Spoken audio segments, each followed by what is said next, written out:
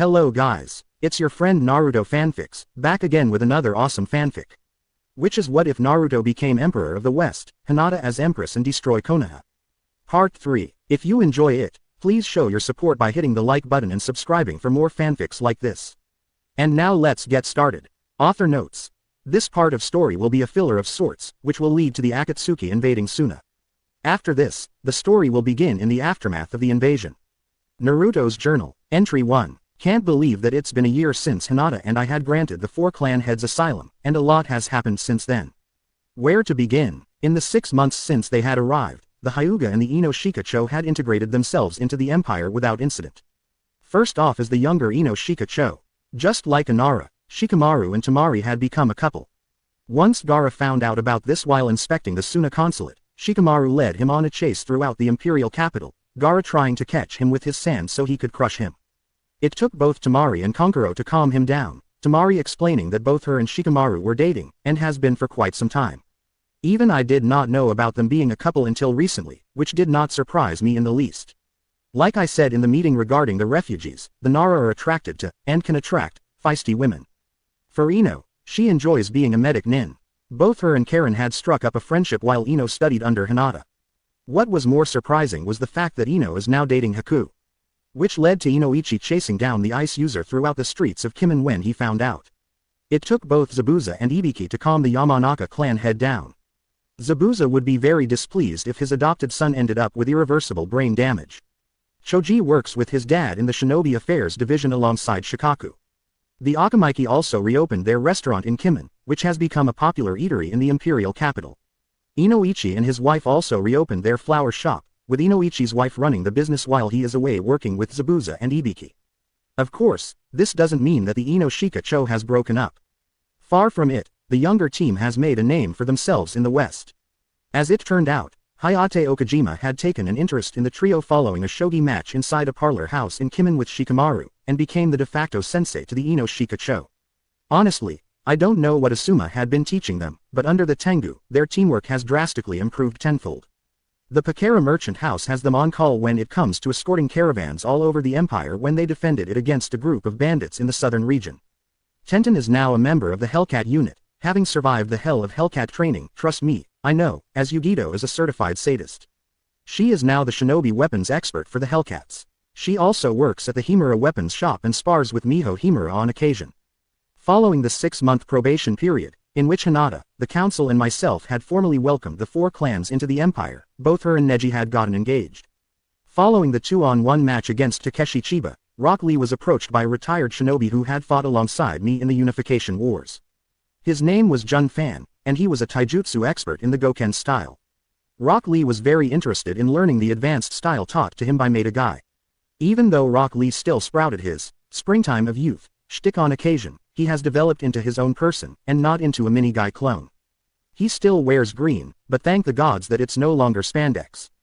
Hiyashi has taken Neji under his wing, and has trained him in the advanced Jiyukenpo techniques. Hinata had formally recognized Hanabi as the Hyuga clan heiress, and Hanabi made Neji her second in command of the clan. It will be a couple of years, but Hanabi will be a strong head of the Hyuga clan. By the way, did I forget to mention that Hinata is pregnant?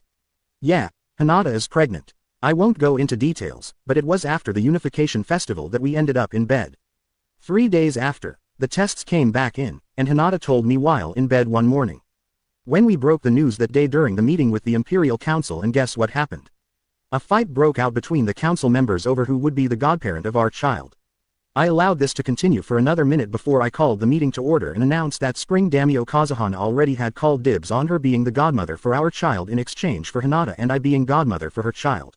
That deflated the council at first. But then, a second fight took place over who would be the godparent over the second child Hinata and I would most likely have. Seriously, most of the time, they are not usually like this. Hinata's Diary, Entry 1, Naruto and I are officially parents. It's been 3 days since our return from the hospital. Outside, I can hear the celebrations continue, the people of the empire celebrating the birth of our child. Our first child was a boy. The Namikaze dynasty has its heir to the throne. Naruto and I named him after his father, Minato. Minato Uzumaki Namikaze. As it turns out, I wasn't the only one pregnant. Tenten was also pregnant at the time, but she was 3 weeks along before me. Neji was the father. She had her child about 5 weeks before mine. Neji and Tenten agreed to name him after his late father, Hizashi. Hizashi had the Byakugan. Minato didn't. More than likely, he will have the Rinnegan. If we have a second child, they would more than likely have the Byakugan. Dad, on the other hand, couldn't be any more happier.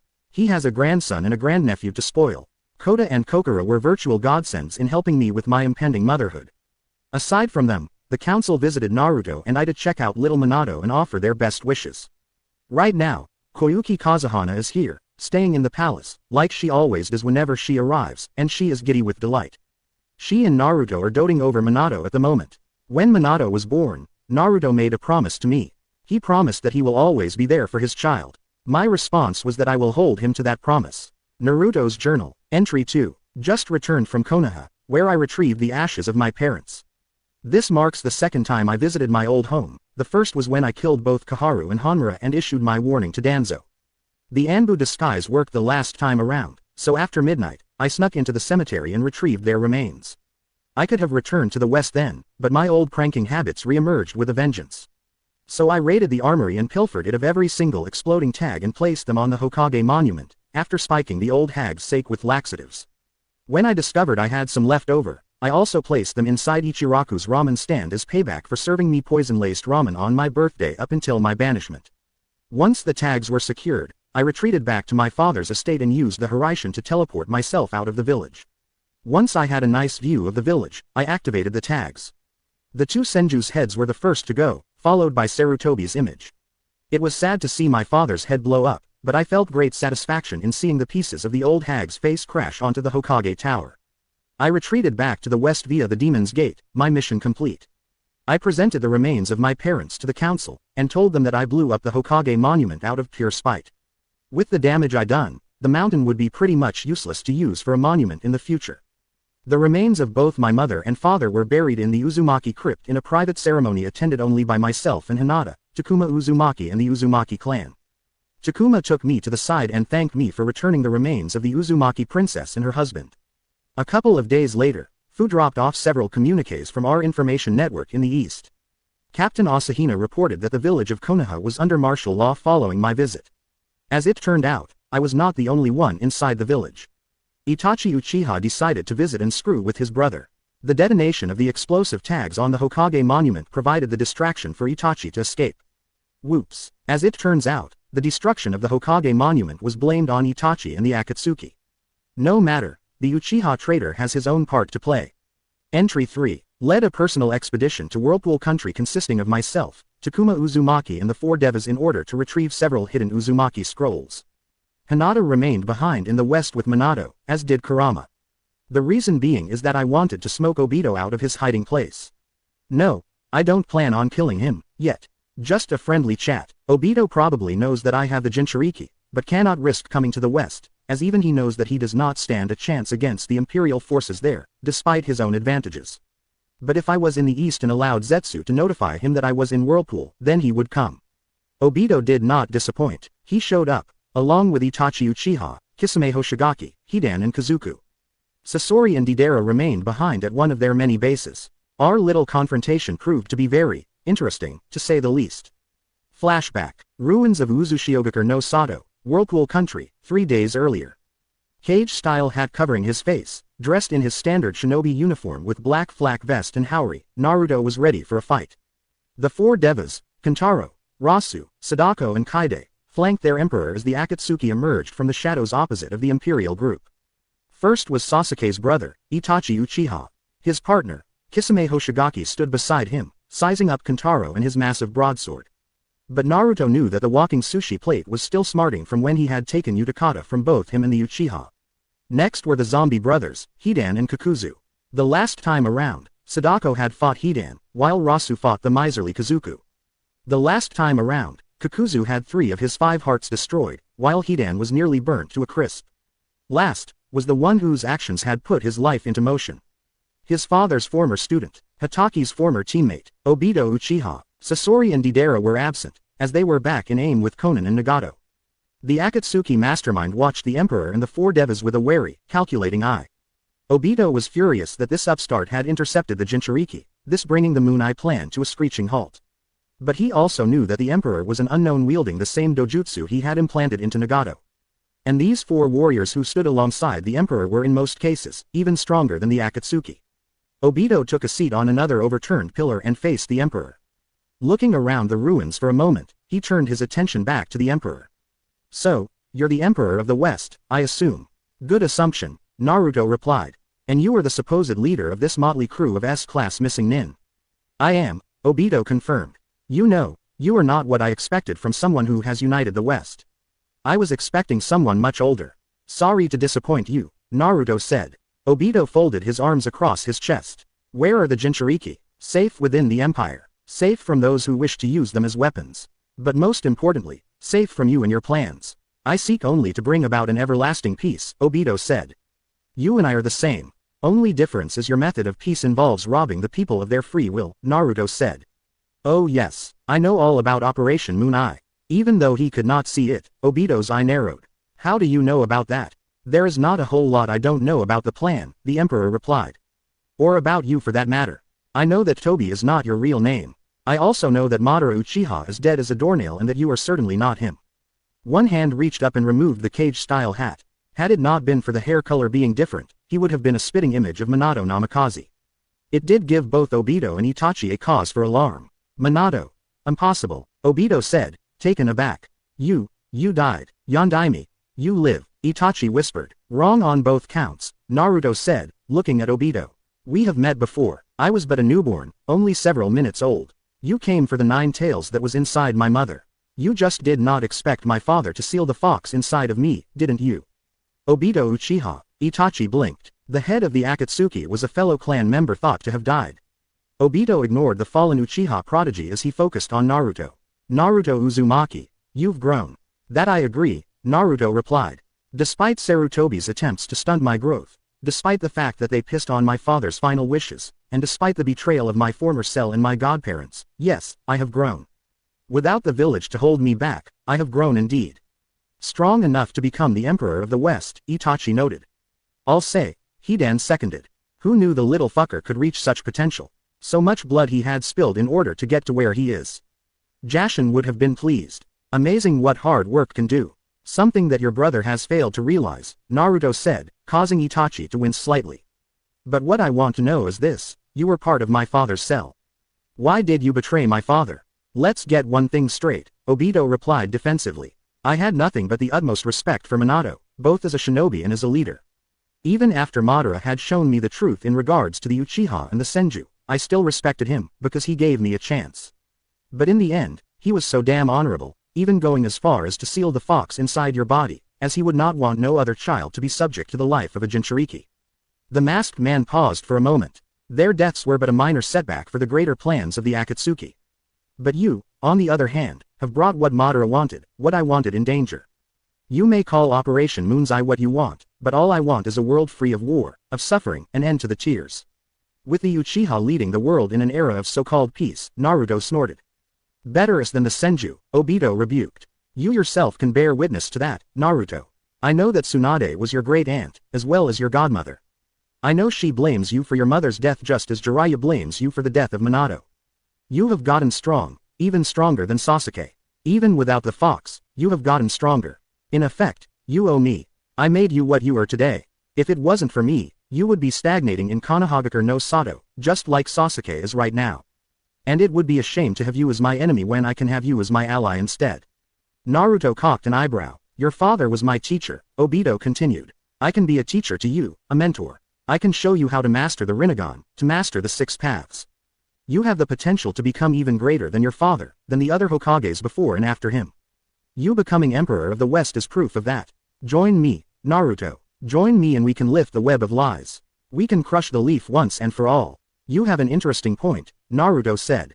But, I must decline, as your crimes are too great. Crimes? What crimes? Obito asked. Naruto ticked off Obito's offenses on his fingers. You used the Sharingan on Yagura and incited a bloodline purge upon the innocent people of Mist in an attempt to eliminate those who would be a threat to the Uchiha and the Sharingan in the long run.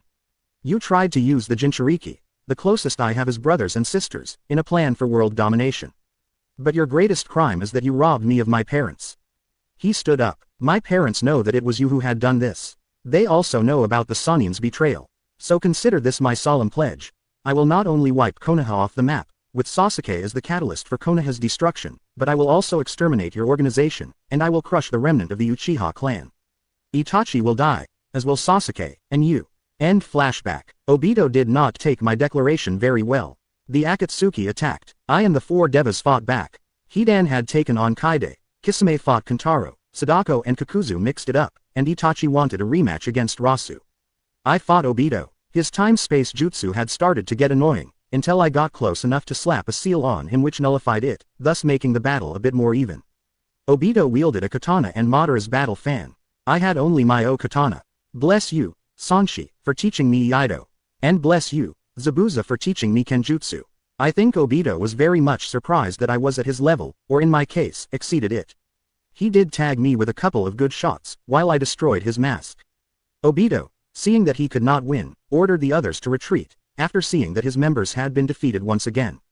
The message had been sent. The son of the Yondaime is back. And he is gunning for you. Entry 4. War is imminent for Suna. I should start from the beginning. Hinata and I were in Suna on an inspection tour of the Suna branch of the Pakara merchant house, and to receive intel regarding Konoha, Orochimaru and the Akatsuki. Honestly, I did not expect two of the Akatsuki to try and kidnap Gaara. The mad bomber from Iwa, Deidara and Shio's grandson, the mad puppeteer Sasori of the Red Sands. Sometimes, it sucks being the emperor. Deidara and Sasori had planned this well, I have to admit. A sleeper agent named Yura served as one of Gaara's advisors, slaughtered the entire guard assigned to guard Suna's gates. I confronted him along with Baki shortly after Deidara and Sasori infiltrated. He was strong, but he was no match for me. Once he was dealt with, I took on Sasori. God, did that guy love his puppets. He even went as far as to make his own body as one in an attempt at eternal youth. Sasori was very surprised to see that I was the Emperor of the West. That was all I needed. One fiery Rasenshuriken later and his attack puppets were reduced to carbon, with Sasori himself crippled to the point that he begged for his life. Too bad that I was not in a forgiving mood as I crushed his heart under my heel and incinerated his remains. With Sasori dead and gone, I had to see how Gaara was making out with Deidara. I arrived just in time to see Deidara on the back of a giant clay bird dodging Gaara's sand. Too bad Deidara did not see my wife on a Niabi roof, nor that Gaara was manipulating him into moving closer to Hinata. When Deidara was close enough, Hinata struck. I think I'm rubbing off on her. She leapt into the air and blasted him off of his clay bird with a scorching deadly tempest. As she fell back to the earth, I caught her while Gaara caught Deidara in his sand. One sand burial later, and Deidara was no more. I had a feeling that Zetsu had seen the battle and had hightailed it out of Suna to report it to Obito. Which meant that we will soon have an invasion on our hands. I told Gaara that if I was Obito, I would invade Suna. He agreed with me and began to mobilize his forces. Hinata and I returned to the west. I called an emergency meeting of the Imperial Council and told them of the impending invasion and of my intentions to help Gaara. The council agreed, and with their blessings, I mobilized 4 battalions, 2 shinobi battalions and 2 samurai battalions. Not taking any chances, Hinata had also mobilized the Imperial Logistics and Medical Division, as she expected the number of wounded shinobi to be very high. I also summoned Zabuza and his demon brigade. Zabuza was more than happy to get in on the impending action. The 4 Devas, Cell 9 and the younger Ino Shikacho also volunteered. But that would not be enough. I needed more backup, which is why I summoned the Jinchuriki. Flashback. House of Sovereigns, Council Chambers. The Emperor and Empress consort of the Western Empire sat in their chairs as the Jinchuriki and one freed Biju Queen stood before them. Following the deaths of both Sasori and Deidara in Suna, it was made clear that an Akatsuki invasion of Suna was imminent. With only 72 hours to prepare for the impending invasion of Suna, Naruto had to work fast. Naruto had already mobilized 4 battalions of the Imperial Defense Force and they were primed and ready. The Ino Shikacho trio and Cell 9 were also summoned and ready to enter into the fray. Naruto looked at the Jinchuriki assembled. To him, they were the closest thing he had as siblings, given their connection to being Biju containers. In less than 3 days, Gaara and Suna will be attacked by the Akatsuki. With the exception of Sasori and Deidara, who have been killed by Hinata, Gaara and myself, the entire gang from Itachi Uchiha to Konan and the 6 Paths are coming to play. Even worse, they are backed by 100,000 white Zetsu clones. What does this have to do with us? Han grumbled. I plan on going to war against the Akatsuki, Naruto continued. I plan on wiping them out once and for all. The reason why all of you are here is that I am asking you to come with me to Suna. Given your past problems with the Akatsuki in regards to your Biju, I'd figure that you would want some payback. If you refuse, then I will not hold it against you, and you will be free to leave. The Jinchuriki looked at one another, conversing with each other for a moment. Yugito was the first to speak. I've fought alongside you and Hinata for a long time. As long as I can bring my Hellcats to the party, I'm in. Granted, Naruto confirmed. Ah, what the hell, Utakata said, shrugging his shoulders. I'll come as well. Same here, Fu seconded. We'll take these punks to the pain, Killer Bee rapped, causing the others to sweat drop. Show him that the West plays no games. You did save both Han and myself from the Akatsuki, Roshi said. For that, we owe you big. I'm game. Han nodded his consent. Payback sounds good, real good, count me in. And you, Kurama? Naruto asked. The red-headed woman shrugged her shoulders. No need to ask me that question, kid. Obito and I have some unfinished business. So long as you don't kill him, Naruto said. Just beat him within an inch of his life. I want him alive enough so I can take his head myself. End flashback. Say what you want about Kurama, but she proved to be very helpful in transporting 4 battalions, plus 3 special forces teams and the remaining Jinchuriki to Suna en masse. When I returned, Gaara had been busy. He had evacuated the civilians out of the city and into several fallback positions out of harm's way. Suna was made into a virtual fortress. To anyone from the elemental countries who is watching, you will bear witness and see what happens when you decide to screw with the unified West and her allies. This will give you pause and to rethink your line of thought. Hinata's diary. The battle is over. The Suna Imperial forces have won. The Akatsuki have been annihilated. 100,000 Zetsu clones, along with Obito and Itachi Uchiha, Kisame Hoshigaki, the zombie brothers and the 6 paths of pain, against 6,500 Suna ninja, 50,000 Imperial soldiers, 6 Jinchuriki and 1 freed-tailed beast. Sounds like a suicide battle, right? Well, my husband was once known as the unpredictable, knuckle-headed ninja of Konoha. And as emperor, he still lives up to his title. Gaara had declared most of the city expendable. Suna can always rebuild, he surmised. Kurama vowed to deal with Obito personally, while Naruto decided to deal with Itachi. The consulate had been transformed into a triage center and the Yamada clan were renowned for their healing jutsu. Naruto had ordered me to remain at the Cage Tower. I refused. Where you go, I go, I told him, giving him no room to argue with me.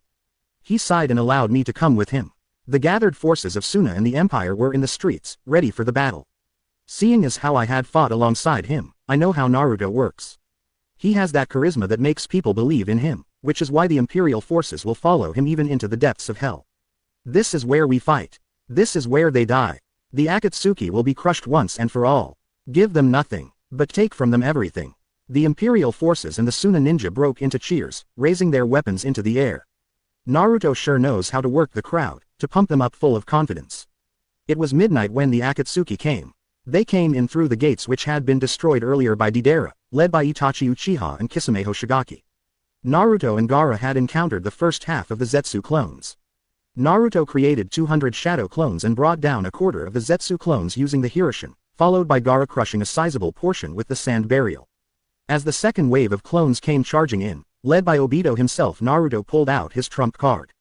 He unleashed the Jinchuriki upon the Akatsuki. Obito had expected to capture them one at a time, but he wasn't expecting all of them to be fighting in this battle. While Kurama went after Obito, Naruto fought Itachi. The battle between the fallen Uchiha and my husband was indeed brutal. Naruto would tell me about it shortly afterward. An epic battle of swords, fists and jutsu. One city block was incinerated with Itachi's Amaterasu alone. Another was razed to the ground by Naruto's deadly tempest. But Naruto would gain the upper hand in the battle when he feigned weakness and allowed Itachi to transport him inside Tsukuyomi. Then he activated his Rinnegan and released himself from Tsukuyomi by using a specialized seal he had created. During the battle, he had gotten close enough to slip it on Itachi's back. It also had the desired effect of destroying Itachi's Sharingan eyes. Naruto retrieved his sword and disemboweled Itachi. Kurama, in the meantime, had beaten Obito within an inch of his miserable life and ripped out the Rinnegan. She would not kill him, as Naruto deserved some payback for what he had done to his family. Zabuza also came out on top in his match against Kisame. He was injured after Kisame scratched him with Samahata, but he would survive. Zabuza's demon unit left a path of destruction in their wake. A and B were pretty much indestructible together, as the pile of Zetsu corpses could attest to the fact. Yugito and her Hellcats showed no mercy. The Ino Shika Cho trio and Cell 9 had a combined total of 300 kills. Both Rock Lee and Neji were injured in the battle and were taken to the Cage Tower to be treated. Hayate Okajima would be pleased greatly as to how the Ino Shika Cho had came out. Jun Fan and Hiyashi would be proud of Rock Lee and Neji respectively. The four Devas took on the Six Paths and Konan. Nagato had attempted to destroy Suna with a Shinra Tensei, but was stopped by Kintaro and Rasu. Kintato had heaved Rasu towards the human path and electrocuted him. Chakra rods also are excellent conductors for electricity, so much so that the feedback ended up killing Nagato. The elite guards had defended the Kazakage Tower along with Tamari and Konkuro. Utakata and Fu also assisted in defending the tower. Han and Roshi were like a force unleashed. Han's steam armor made him invulnerable to Zetsu's attacks. I think those two killed more than the rest of the Jinchuriki combined. Like Naruto, Gaara was on the front lines, enveloping the Zetsu clones in mass sand coffins and destroying them with the sand burials. Shukaku had boosted Gaara's killing abilities 100-fold. While Naruto was fighting Itachi, I assisted the elite guards. My kill tally was up to 120 Zetsu clones. Not too shabby if I say so myself. After Naruto had eliminated Itachi, he reunited with Gaara and the others, and pushed the remaining Zetsu clones into the town center. Out of a force of 100,000 clones, only 300 remained. Naruto gave the order, destroy them all. And that we did. Once Naruto and Gaara had claimed victory, Naruto had retreated to the Cage Tower. Once behind closed doors, he passed out from chakra exhaustion. Gaara and I carried him to the Kazakage office, and allowed him to rest. The Akatsuki invasion of Suna is officially over. Sunagakur no Sato, Wind Country, 3 days after the conclusion of the Akatsuki invasion of Suna. It would be 3 days before Naruto regained consciousness. Oh, my head. His headache was soon gone as he felt the effects of the mystic palm jutsu.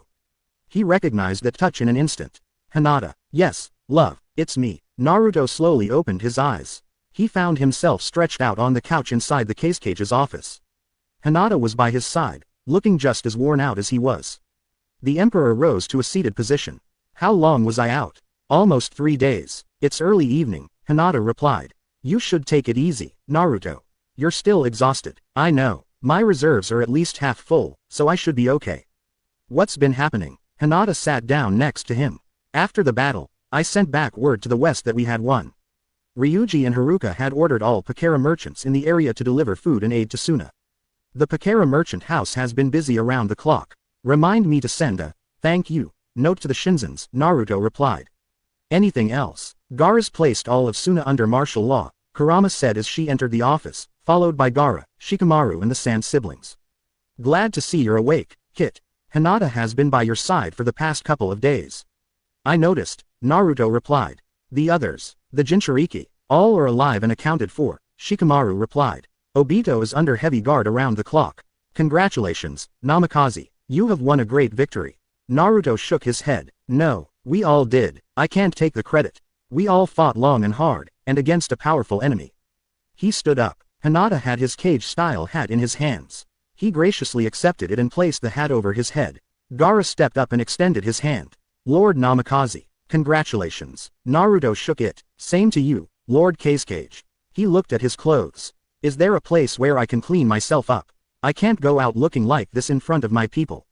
Tamari, show the Emperor our guest quarters, he said. Of course, Gaara. To Naruto, she said, follow me. Inside of the guest bedroom, Naruto, from the waist up, sat on the edge of the bed, fresh and clean from the shower while Hinata conducted an impromptu physical on her husband. Hinata knew every part of Naruto's body both figuratively and literally, which is why she had became his unofficial physician. Bikogen activated, Hinata checked Naruto's body for any and all internal injuries. Naruto's body had a myriad of cuts, scrapes and bruises. Even though Kurama was no longer his tenant, he still had the healing factor, a parting gift from the Nine Tails, which came in pretty handy and still proved to be useful even now. Despite being the Emperor of the West, he was a hands-on type of ruler, which earned him the respect and admiration of his council, his subordinates and subjects. The battle with Itachi and Obito had taken a lot out of him, and he would not be ready to travel for a couple of days, which meant that he would have to wait until his chakra reserves were back to full capacity. Shikamaru, Nara and Tamari were going over the reports following the battle. Half of Suna is wrecked from the battle, but it's nothing that we can't overcome, Tamari said. Casualties? Naruto asked. Shikamaru looked over the reports. 0 dead, over 1,000 wounded from the Imperial forces. 0 dead from Suna, about 500 wounded. The hospital here was full to capacity, so Matsuri ended up using those buildings which survived the battle as triage centers for the extra wounded. The Suna and Imperial medics are working in 12-hour shifts to make sure that the injured are treated and taken care of. Medical supplies? Naruto asked, wincing slightly as Hinata poked a sore spot on his arm. Not a problem, seeing as we have a nice little surplus on reserve, Hinata replied as Naruto winced slightly. Did that hurt? A little, but I've been through worse, Naruto said. To Shikamaru, he asked, how you and your teammates holding up? Bit troublesome, but we'll live, Chief, the shadow user replied. I've read the reports on the battle, and I am glad to say that all that training under Okajima has paid off, Naruto said. Both your team and Cell 9 have gone beyond the call of duty, and you both will be recognized for your actions in not only saving Suna, but also stopping the Akatsuki and more importantly, thwarting the Fourth Shinobi War. Thanks, Shikamaru deadpanned. The both of you are dismissed, Hinata said. Once Shikamaru and Tamari were gone, Hinata deactivated her Bikogan and continued to inspect her husband, stopping to retrieve a small canister of healing salve and rubbing it all over the various bruises. Your injuries could have been a whole lot worse, she said. Given who my opponents were, I'm not surprised, Naruto replied. I faced down two Uchiha. One's dead, and the other will be executed once we return home. He turned his head in order to look at his wife. I thought that medics were to stay away from the battle. I'm not like any medic nin, Hinata replied. I am the Empress consort of the Western Empire. But most important of all, I am your wife, and I fight by your side. Seeing as how you conceal my chakra with your gentle fist, as well as causing untold levels of pain on my body, I know better not to disagree with you, Naruto deadpanned. Hinata smiled. Smart move, she said, pecking him on the nose. There, done. She closed the jar of salve and placed it back inside her pouch. Nothing broken, thankfully, Naruto nodded as he finished getting dressed. The knock on the door came as Naruto finished dressing up in his battle uniform, the mesh shirt, black pants and ninja sandals. The black flak vest was partially covered by the black haori with the red flame pattern on the tail ends, the 4-symbol seal on his back in red. Whenever he was leading into battle, his hair was styled in spikes, similar as to how his father would usually wear it, rather than being combed back. He wore no Hitai-8, but reached for his cage-style hat instead. Hinata turned to the door. Come in. The door opened and in walked a battered Fu. Chief. Lady Hinata. What is it, Fu? Naruto asked, turning around. I received word from the Pakara outpost at the Windfire border. Konoha shinobi are on the way here, Fu reported. Naruto looked at Hinata, whose expression mirrored that of his own. They must have heard about the Akatsuki invading and want to try and get back on Gaara's good side, Naruto surmised. Too bad the battle's over. Turning back to Fu, he asked, how many are coming? At least 200 Junin. We managed to identify some of them who are coming. Both of your former senseis and cells have been identified. The others are Asuma Sarutobi, Maeda Gai, and Yamato.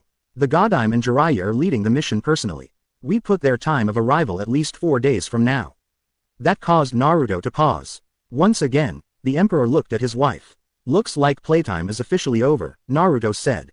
Hinata nodded. I agree. It's time to reveal ourselves to our former village, she said. No more hiding. To Fu she said, you're dismissed. Fu nodded and returned to the Imperial Consulate in the village. 4 days later, the city gates had been blown off, the city walls had cracks, crevasses and holes. Bodies of Zetsu clones littered the area surrounding the city gates as Tsunade and the Konoha envoy approached the gates. The Konoha ninja identified the Suna ninja by their style of flak vests. Squads of Suna Junin and Imperial troops were hard at work rounding up the bodies and burning them in several giant pyres. The Konoha envoy passed several of them as they approached the gates. Pakara merchants led their caravans into and out of the city, dropping off food and aid.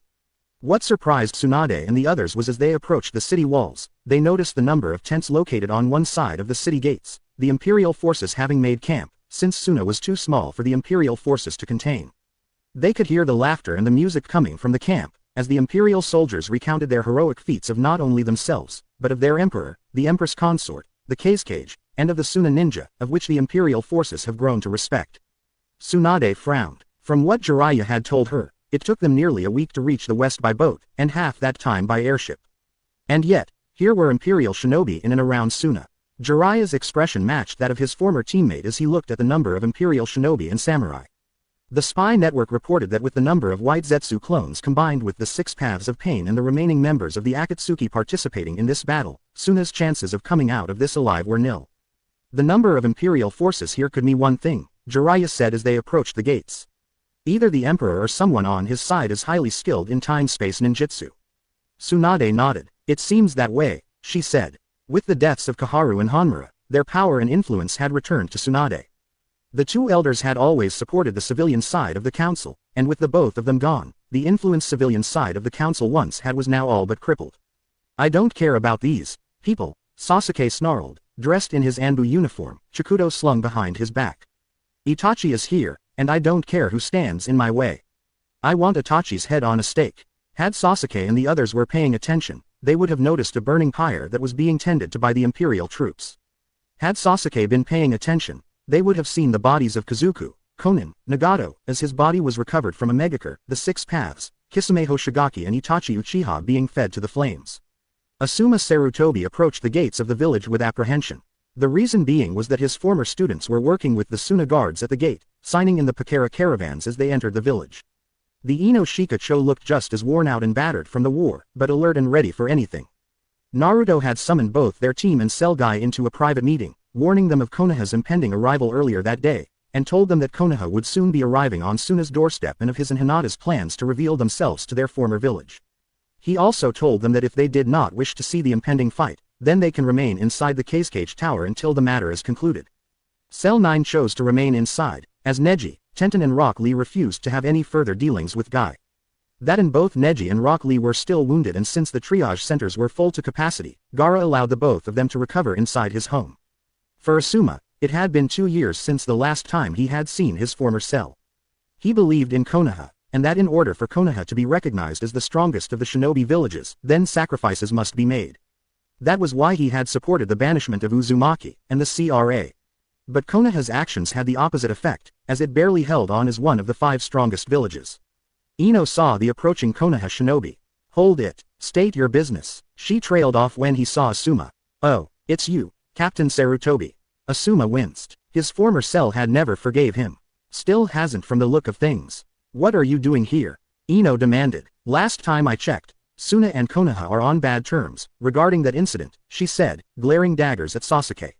You're not welcome here in Suna. Go home. Tsunade frowned at the blatant disrespect her former student was showing. We came out of good faith. We came to see Gaara and see if he needs help in repelling the Akatsuki. There's no need for that, Lady Hokage, Temari replied as she appeared, looking just as haggard as the Ino Shikacho. The battle is over. Has been for the past 2 days. Tsunade blinked. So, Suna still stands, the Wind Mistress replied. If it wasn't for the Emperor and his imperial forces, we would have been overrun. Sorry you came this way, Senju, but Konoha is still not welcome here. Take your ninja and go. Wait, Sasuke stepped forward. Where is Itachi? Was he here? He demanded. He was, Temari replied. The Emperor was fighting him. Without another word, Sasuke stormed forward, ignoring the calls from Tsunade and the others. Sighing, Tsunade turned to Temari. Can you take us to the cage so we can get a report on what has happened here? Temari sighed. Fine, just don't alienate the imperial troops here. Asuma gave one longing look at his former cell, who was back at work with signing in Pakara merchants, ignoring him completely. His actions in the past regarding Ino and the Restoration Act had all but destroyed the relationship he once had with them as their sensei. Kurenai placed one reassuring hand on his shoulder. Come on, Asuma. They made their choice, she said in a soothing tone. Asuma sighed. I know. Damn it, he cursed as he followed Kurenai into the village. Imperial forces patrolled the streets with Suna shinobi as Tsunade and the others made their way towards the Cage Tower. Carts filled with dead Zetsu clones were being hauled off to be incinerated by disposal units. What the hell happened here? Kakashi asked. It started with Sasori and Deidara attempting to kidnap Gaara, Temari began. But the Emperor and his wife were here on an inspection tour of the Imperial Consulate, and they helped in killing both Akatsuki members. It was then revealed as Deidara lay dying by the Empress consort's hands that the Akatsuki planned on invading Suna to gain a foothold. 100,000 Zetsu clones, created by the Akatsuki as their main attack force, plus their remaining members against Suna's shinobi forces, with 4 battalions and 3 special forces units of the Imperial Defense Forces, with the Emperor and Empress consort leading them alongside my brother. Our combined numbers were 80,000 to their 100,000. 100,000. That's nuts, Hiba exclaimed. You guys were outnumbered 2 to -1. Temari smiled. True, but the Emperor and his wife has fought against twice that number when they was uniting the West. I heard that he could bring about victory from defeat. Those rumors turned out to be very true. Those 100,000 clones turned out to be a major disadvantage when in close quarters. It's not entirely impossible for a smaller force to defeat a much larger force, Shino noted. Minato Namikaze decimated Iwa's ninja force by himself in the last shinobi war. And his son just blew his kill record out of the water, Temari thought. She had heard rumors of the Hiroshin in action from Iwa ninja. Seeing it in action, on the other hand, was a completely different story. It was beautiful, but at the same time, very deadly. How did the Emperor manage to marshal such a force in such a small amount of time? Jiraiya asked. The Emperor is a master of time-space jutsu, Temari replied, thus confirming both of the Sannin. To be able to transport 4 battalions of shinobi and samurai from one continent to another has to be hell on one's chakra reserves. Reaching the town square, the area was clear of the Zetsu clones. On the opposite end of the square, Tsunade saw him. The Emperor of the Western Empire. The man radiated authority, and was dressed in all black flak vest, pants and sandals. The sleeveless haori was also black, but had a red flame pattern on the tail ends and a second symbol which Tsunade could not see clearly. His face was concealed by the black cage-style hat he wore on his head. The Godime Hokage nudged Jiraiya. Is that him? Jiraiya nodded. That's him, all right. The Emperor of the Unified West. Looks like he's heading elsewhere. He summoned Yamato. The Mokoden-wielding Anbu commander was at Jiraiya's side in an instant. Sir, follow the Emperor, Jiraiya ordered. Report anything out of the ordinary to myself or Tsunade. Yamato nodded and departed from the group. Tsunade gave the order to the others to help out in any way they could while she and Jiraiya went inside to talk to Gaara and the Sand siblings. With Yamato, the Imperial Consulate was a walled compound 2 blocks away from the Cage Tower. As with the rest of Suna, the compound was damaged in the fighting, but was still livable. The Imperial representative was Hikaru Shinto, Ro Shinto's uncle and an accomplished shinobi. When the invasion came, he fought alongside his Emperor and Empress consort, and was wounded during the fight between Hidan and Kazuku. Before Hidan could perform his ritual, it was Sadako Asahina who had made the save as she incinerated the bloodthirsty Jushinist priest ninja, reducing him to ash. The Imperial Consulate was also the place where the Jinchuriki were resting up following the Battle of the Sand. The Jinchuriki, Yugito Ni, Killer Bee, Utakata, Roshi, Han and Fu, had fought valiantly in the battle which lasted for 4 hours. Even A had gotten in on the action, fighting at his brother's side. Yamato watched from a safe distance as the Emperor entered the Imperial Consulate. The gates were guarded by Imperial guards. Yamato saw that the building next door to the complex was not guarded, which was perfect enough for him to sneak in. The building itself was 3 stories tall, but tall enough for him to look over the compound walls. Yamato took notice of a gaping hole in the wall which would give him a perfect view of the inside of the consulate's courtyard. The building itself was unguarded, allowing Yamato easy access. Yamato made his way to the 3rd floor and found the jagged hole overlooking the consulate. What he saw surprised him. Jiraiya and the Godime had suspected that the Empire had taken the Jinchuriki, he thought. Look like they were right. I see Killer Bee, Yugito, Utakata, Fu and those 2 from Iwa, but no Uzumaki. And who is the red-headed woman with them? He watched as the Emperor emerged from the consulate. Almost immediately, the Jinchuriki and the red-headed woman stood before the Emperor and went down on one knee. Money cannot buy the honor which you all have earned through your actions during this conflict, Yamato had heard the Emperor say to the Jinchuriki and the mystery redhead. Your actions here in the past several days will forever be remembered, as you have brought much credit upon yourselves and on the unified Western Empire. As Emperor of the Imperial Nation, I declare you all national treasures of the Empire. Sir, Kurama and the Jinchuriki barked out in unison. Having seen enough, Yamato silently left the scene, unaware that he had tripped a hidden seal alerting the Emperor to his presence. In the consulate, Naruto merely smiled. With Kurenai and Cell 9. When Kiba and Shino had told Kurenai about their visit to Kimen, Kurenai was especially concerned about the description of the Empress consort. So when they passed a triage center, curiosity had gotten the better of the trio and they walked inside. Several rows of cots were lined up throughout the room, each of them containing either an injured shinobi or samurai. As Suna medic nins, Imperial medic nins and combat surgeons worked to make sure that they were comfortable. The former Cell identified Matsuri instantly, as she was talking with several other Suna medics. And Kurenai saw her. It had been 6 years, but she recognized her former pupil in an instant. Her hair was cut short, but it was in a much different style than she wore as a genin under her command. Kiba saw that she had filled out in all the right places and was trying his hardest not to gawk or drool at his one-time crush. Kurenai saw that she was a medic nin, and her attire had backed that claim, a black shinobi shozoku with a fishnet undershirt, black junin flak vest. A satchel of medical supplies was strapped to the small of her back along with a pair of curved knives. Kurenai deduced that they were not from the east, but despite the exotic look to them, they were very deadly. She was talking with several Imperial medics, an air of authority around her. Kurenai felt happy, but at the same time betrayed when Hinata had ran off with Naruto when the banishment orders had came down from the Godime. In the East, she was a wanted ninja, an A- rank missing nin in the bingo book. But she was an imperial medic ninja, and under the protection of the unified Western Empire. Need help with anything? A passing combat medic asked. Are you injured? Kurenai quickly responded. No, actually, I was wondering if I could speak with that woman over there, she said, pointing to Hinata. Sure, the combat medic replied before walking over to Hinata and whispering in her ear. Kurenai watched as Hinata turned and faced her. Hinata did not look the least bit shocked upon seeing her former sensei and teammates again. Thanking the combat medic, Hinata walked over to her former cell. With a flick of her head, she gestured that she wanted to speak with them outside. Hinata led her former sensei and her former cell out into the Suna night. Stopping once they were outside, Hinata turned and faced Kurenai and the two men and Akamaru.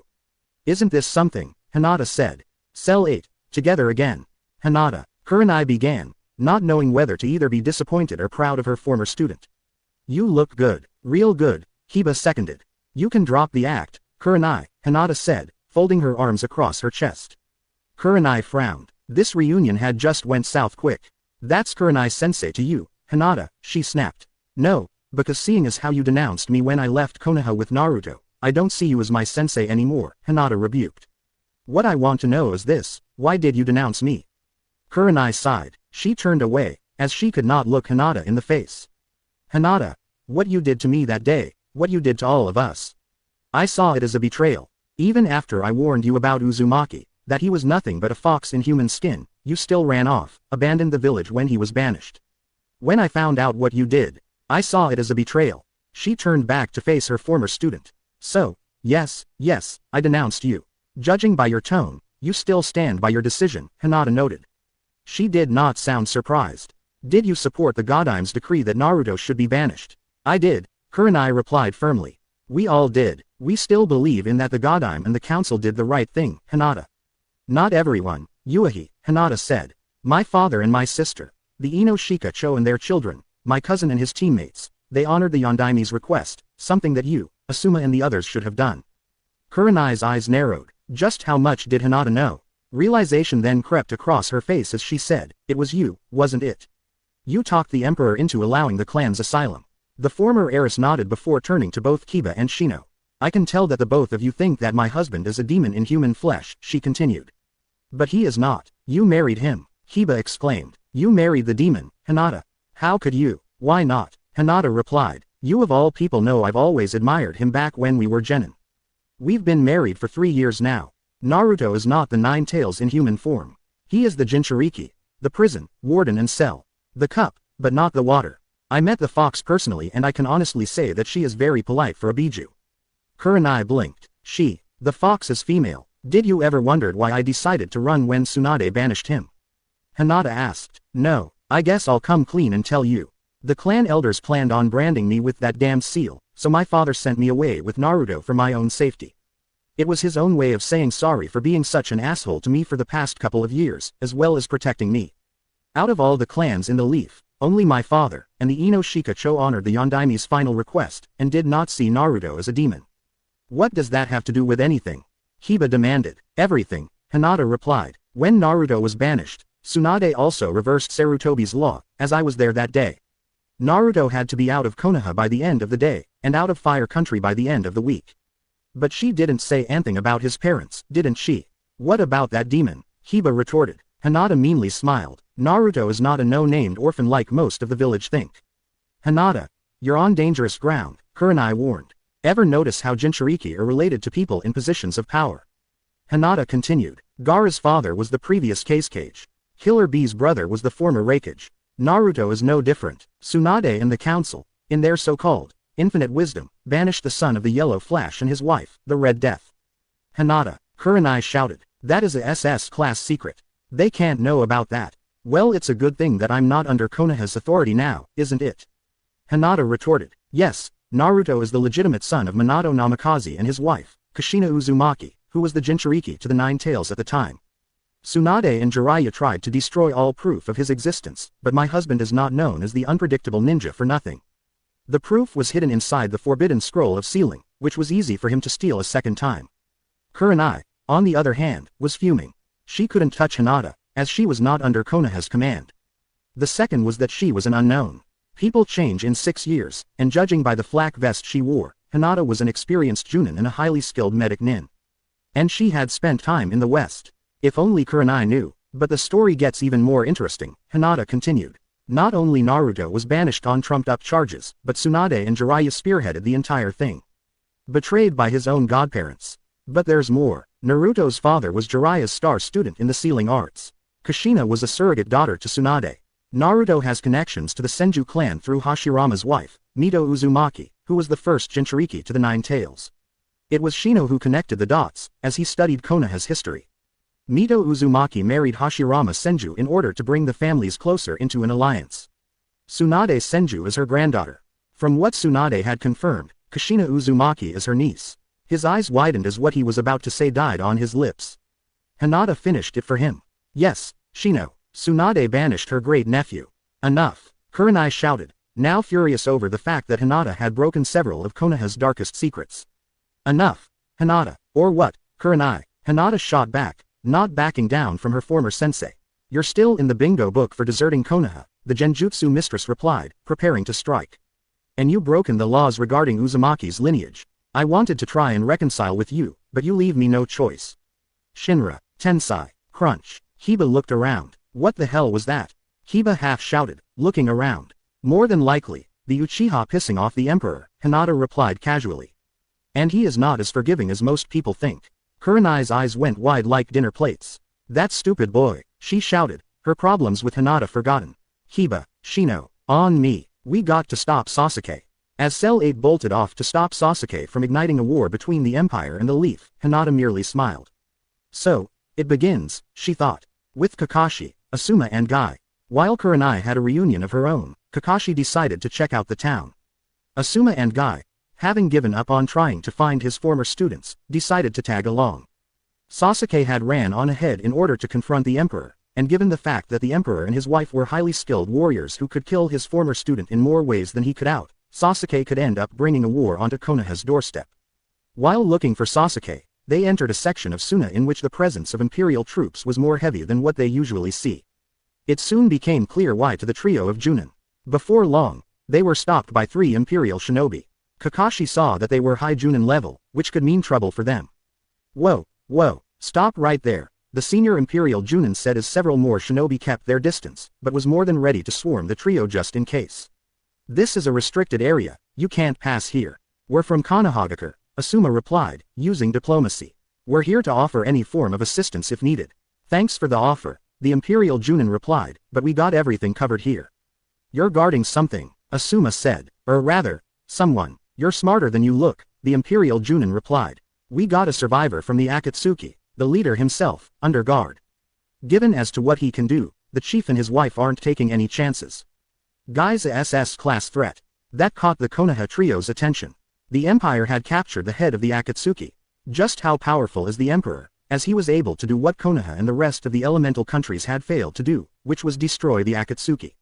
I take it he didn't surrender willingly, Kakashi said. Nope. One of the chief's senior advisors had the honor of taking him down, the Imperial Junin said. The lady had the honor of killing the mad bomber from Iwa earlier, while the chief took out that one member with the real freaky red eyes. Now that I think about it, the Akatsuki head's eye was the same as the other guys. Now that caught the trio's attention. The leader of the Akatsuki had the Sharingan. Feeling a sense of dread in his gut, Kakashi asked the question that was on his mind. What is the leader's name? He asked. The Imperial Junin turned to one of his comrades. Hey, Ko, what's that guy's name? The one that Lady Kurama captured? He asked. The one named Ko replied, it's Uchiha. His name is Obito Uchiha. Kakashi's eye went wide as he looked like had been given the 1,000 years of death. Even Asuma and Guy was concerned. Obito, who had thought to had died in the last shinobi war, was the head of the Akatsuki. No.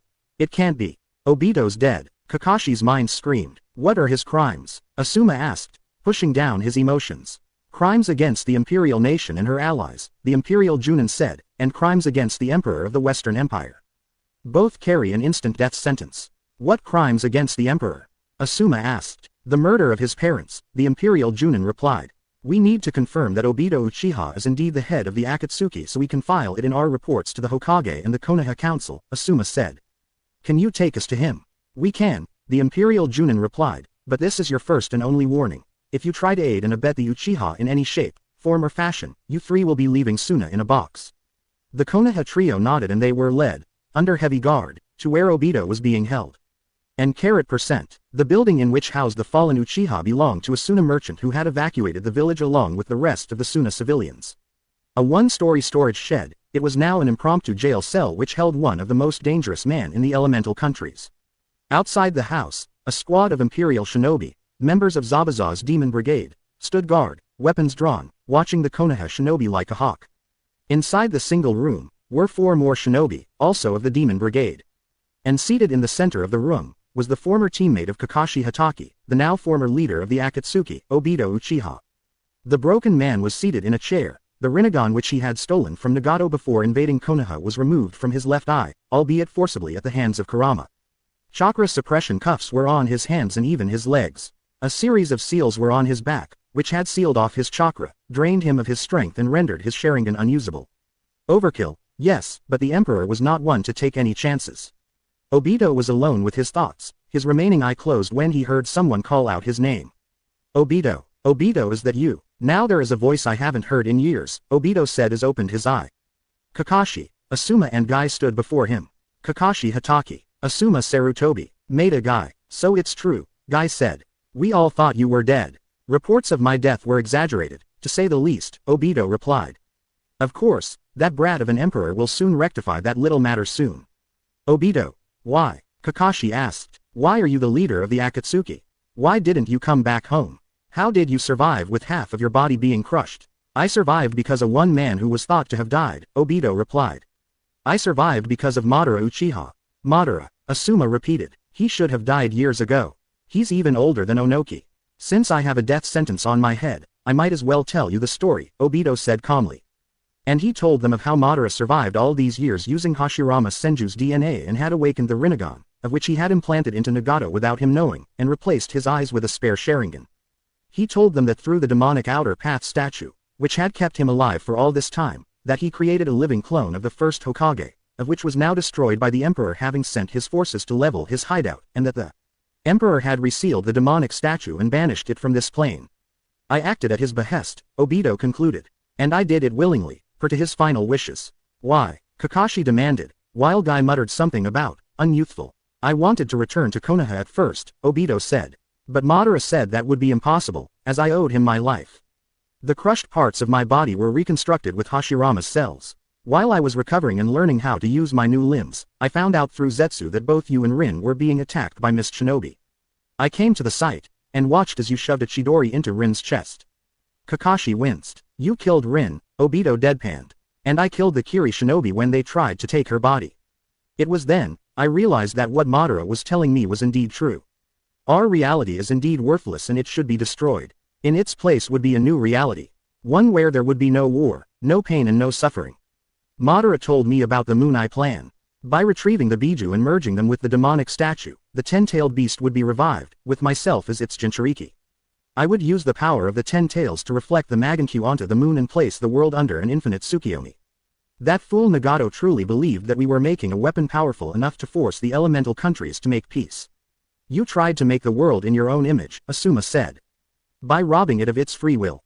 Call it what you want, Sarutobi, Obito snapped. All I wanted was to end this world of lies. Sacrifices had been made. My clan, which I helped Itachi to destroy. Sensei and his wife. I still had the utmost respect for Minato, but he was so honorable to the end, even when I unleashed the 9 tails upon Konoha, as he sealed it inside his son. Asuma's eyes went wide. It was you. You caused the 9 tails to attack Konoha. All those people, the Yondaime and his wife, my mother, dead because of you. He was itching to kill the traitor himself. But now, it's over, Obito said, shoulders slumping. Madara will forever weep in the afterlife knowing that his plans will not take place.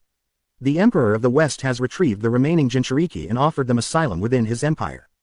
To be beaten by a little brat. We're done here, Asuma said to the Imperial Junin who had escorted the 3 of them here.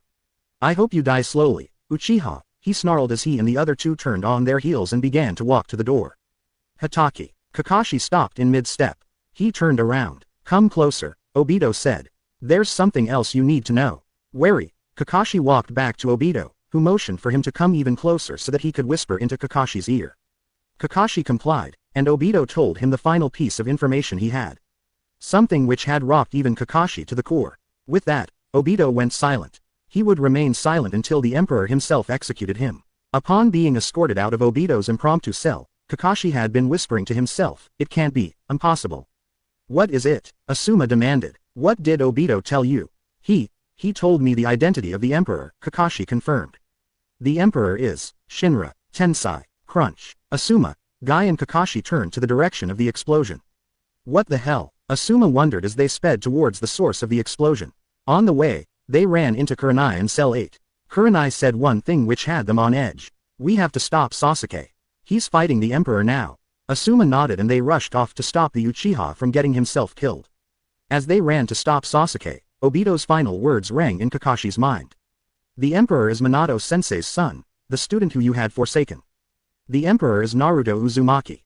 With Tsunade, Sakura and Jiraiya, flanked by Kankuro and Temari, the case-cage of Suna looked at his Konoha counterpart with great disdain. Both Sakura Haruno and Jiraiya were flanking the Godime Hokage.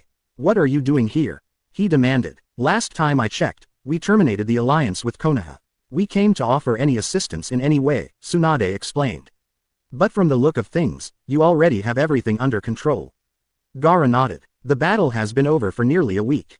The Akatsuki has been completely destroyed. Its leader has been captured by the Empire and will be executed for his crimes. The elemental countries can now breathe a sigh of relief knowing that the Akatsuki is no more."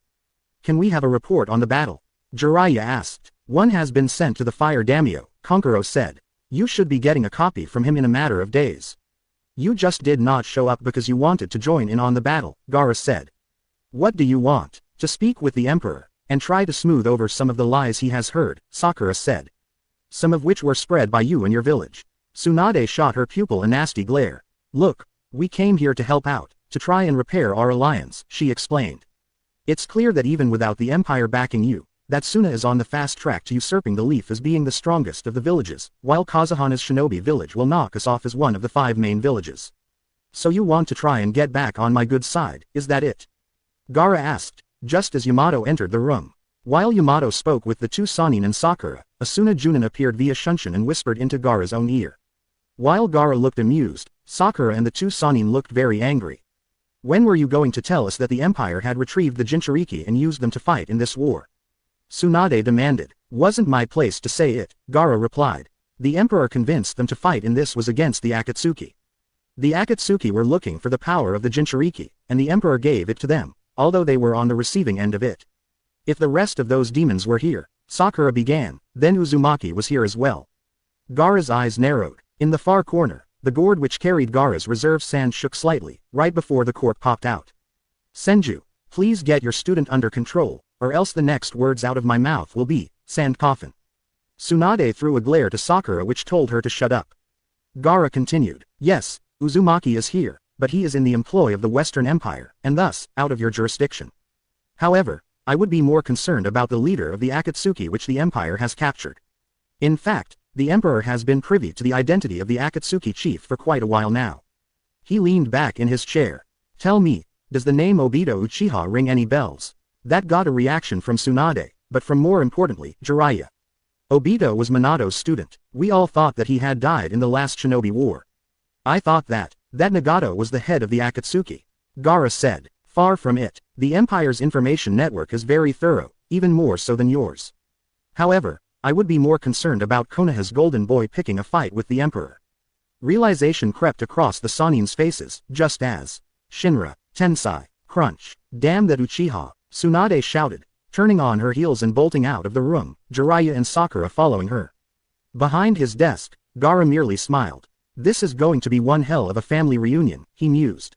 Minutes earlier, at the Imperial Consulate, Naruto Uzumaki Namikaze looked at Kurama and the assembled Jinchuriki that knelt before him. He could not be any more prouder of not only his forces, but of the Jinchuriki and the role they played in the destruction of the Akatsuki. "Money cannot buy the honor which you all have earned here through your actions during this conflict," Naruto began, once again masking his voice. He also knew that Yamato was watching, as he had triggered the seals he had placed inside the neighboring building. "Your actions here in the past several days will forever be remembered, as you have brought much credit upon yourselves and on the unified Western Empire. As Emperor of the Imperial Nation, I declare you all national treasures of the Empire. Sir. Kurama and the Jinchuriki barked out in unison. Had Yamato remained inside his hidey hole for another 15 seconds, he would have seen Sasuke Uchiha forced his way inside the Imperial consulate. The Imperial soldiers inside drew their weapons, but the Emperor ordered them to stay their hand. Not really caring that the Emperor had the Jinchuriki, Sasuke stormed across the courtyard, Sharingan ablaze. Where is he? Where is he? Sasuke demanded. Naruto looked amused. You again, Uchiha. Where is my brother? Sasuke demanded. I know he was here. They said that he was fighting you. Naruto shrugged his shoulders. People say plenty of things. I could have either been fighting either your brother, or his walking sushi plate of a partner. Maybe I was fighting the insane Jushinist and his miserly partner. You never know. This is your first and only warning, little man. Leave now or else I will not be held responsible for what happens if you refuse. Damn you, Sasuke shouted as he unsheathed his chokoto. Lighting began to dance along the blade as Sasuke charged. Big mistake, Fu muttered as she and the other Jinchuriki quickly got out of the way. Naruto's eyes shimmered into the Rinnegan as he raised one hand. Shinra, this is going to hurt, muttered to himself. Tensai. Sasuke felt an invisible force lift him off his feet and sent him crashing through the compound wall before landing amongst the debris from the battle and from the remains of the compound wall. Naruto did not give him a chance to recover, as he hopped through the gaping hole in the wall and with an uppercut from hell to the jaw, propelled Sasuke into the air. As Sasuke fell back to the ground, Naruto kicked him hard in the chest. Only to find out that he had kicked a log in two. So he's finally learned something, Naruto thought as Sasuke appeared from behind, Chikudo in hand, ready to impale him. Smirking, Naruto executed the flash step. Derived from his father's signature Hiraishin, Naruto moved fast enough for him to leave an afterimage, of which Sasuke found out the hard way when his blade slashed through Naruto's afterimage. Flashing through several hand seals, Naruto unleashed his jutsu. Wind Release. Deadly Tempest. Having seen Temari's signature Kamidachi in action, Naruto had created a jutsu using Gaara's fan-wielding sister as his inspiration. The Deadly Tempest was an A-ranked jutsu which blasted the opponent with hurricane force winds. Depending on which type of element he was using at the time, the Deadly Tempest had several interesting effects. If he combined the jutsu with his fire affinity, then the person on the receiving end would suffer third-degree burns. The wind affinity was the opposite. It supercooled the air, making the person not only numb, but it slowly drained their chakra. Sasuke was hit with the latter. The powerful winds crashed into the Uchiha prince's body, once again lifting him up into the air and sending him into the general direction of Suna's village square, Sasuke cursing the emperor as he was sent flying. The last Uchiha crashed into the town square, just as Tsunade, Jiraiya, Yamato and Sakura came charging out of the Cage Tower, while Kakashi, Asuma and Guy emerged from a side street, following their conversation with Obito Uchiha, and Cell 8 came from around the corner following their confrontation with Hinata. Naruto calmly walked into the square as Sasuke tried to get back to a vertical base. Meanwhile, the Imperial forces had blocked off the Konoha shinobi's escape route, effectively separating the Sannin, the Junin and the remnants of Konoha 11 from the majority of the Konoha Junin that were still outside of Suna, creating an impromptu arena. Silly little Uchiha who thinks he is a match for me, Naruto mused. Sasuke coughed up a wad of blood and spit it out. Shut up, he snarled. Where is Itachi? Itachi. So your brother has a name, Naruto said, one hand going into his pocket. He pulled out the item he knew that would set Sasuke over the edge and tossed it to his former teammate, where it landed at his feet. Sasuke looked down and his eyes went wide. With a trembling hand, he reached down and picked up the item. An item he recognized instantly, as it had something to do with his brother. The item in question was Itachi's Akatsuki ring. Correction. He had a name, Naruto said. Sasuke began to tremble as the full totality of what the Emperor was saying had struck him with full force. In case you fail to realize, Uchiha, Naruto continued, your brother is dead. His body, along with what remains of the Akatsuki, is being burned outside of the village walls. Sasuke looked at the ring. Then back at the Emperor. The Magenkyu began to spin rapidly as the cursed seal reactivated, thus breaking through the seals Jiraiya had placed on him years earlier that was designed to nullify the cursed seal's influence. Itachi was dead. The Emperor did the one thing that he could not, which was to kill him. His family would be unavenged. He was indeed, albeit he did not know of Obito's existence, the last Uchiha. Flame-like patterns began to appear on Sasuke as the cursed seal began to make him stronger. Black flame patterns began to appear, spreading from Sasuke's shoulder, to one side of his face and down his arm, ending at his hand, which was currently charging a second Chidori. Oops, Naruto taunted. Did I say something wrong? You You bastard! Sasuke bellowed as he charged, the now freed cursed seal giving him a boost in speed. Die, Sasuke! No! Jiraiya and Tsunade shouted. Instead of using the flash step, Naruto spun to the side, the cage-style hat falling off his head as Sasuke passed him, missing where his head was at just moments earlier, and prepared his own counterattack. One that anyone who knew the Yondaime recognized almost instantly. Sasuke, don't! Kakashi shouted, just as Sasuke spun to face the Emperor. The Emperor is Rasengan. The melon-sized orb of concentrated chakra had obliterated Sasuke's Anbu armor, leaving him from the waist up, and had once again sent him flying. The Uchiha prince landed on his back. The mind-numbing effects of sustaining the deadly tempest earlier had sapped the tainted chakra from Orochimaru's cursed seal, causing the black flames to dissipate off of Sasuke's body. You could literally hear a pin drop as Naruto rose to his full height, Hinata moving to his side. To those from Konoha who knew Minato Namikaze, it was as if he was standing before them, save that he was now a redhead and he wore a haori instead of a trench coat. But he was anything but. Sasuke! Sakura shouted, seeing her husband to be being sledgehammered back by her former teammate. The pink head turned her attention towards Naruto. Instantly, she saw red. On-gloved hand balled into a fist, she let out a feral scream and charged at Naruto. Sakura! No! Tsunade shouted, holding her student back. Let me go, Tsunade! Sakura shouted, look what he did to Sasuke. Rinnegan activated, Naruto looked at the gathered Konoha shinobi. His earlier visit to Konoha showed that they were not under Danzu's genjutsu, meaning that their hatred for them was indeed genuine. Which was good in Naruto's case, meaning that the gloves were now off. Naruto deactivated the Rinnegan. Well, isn't this the reunion, he said, looking at his former teammates. Although we are now on opposite sides. Tossing a glance to his wife, he said, and here, I thought they would be happy to see us. Hinata gave him a dry grin. I think not, she said. From his place on the ground, Sasuke managed to get out. Dobi, the Emperor, you. It's true, Kakashi said, raising his Hitai-8, exposing the Sharingan. Naruto saw that it was the Magenkyu. Obito confirmed it. Uzumaki is the Emperor of the West. It was then that the Sannin and to the shinobi who had went to the west began to connect the dots, as the full totality of what was now revealed to them. Naruto Uzumaki was the descendant of the Six-Path Sage. Naruto Uzumaki wielded the Rinnegan. Naruto Uzumaki was the Emperor of the Western Empire. Tsunade's eyes narrowed, as did Jiraiya's. Up until Jiraiya's return from the Western Empire, the West was the last place that Naruto would have ended up in. Now, he was back, and seeing as how they screwed him over, was an even bigger threat to Konoha than Orochimaru, Kumo and Iwa combined. How did a dead last like you become the Emperor of the West? Asuma demanded. You can thank your father and those two idiots, Naruto said, referring to Jiraiya and Tsunade. Your father tried to stunt my growth. When that failed, Tsunade and Jiraiya banished me, and tried to kill me by sending Hunter Ninja after Hinata and myself. He pulled out a Hiraishin Kunai and begun to spin it from the ring on one finger.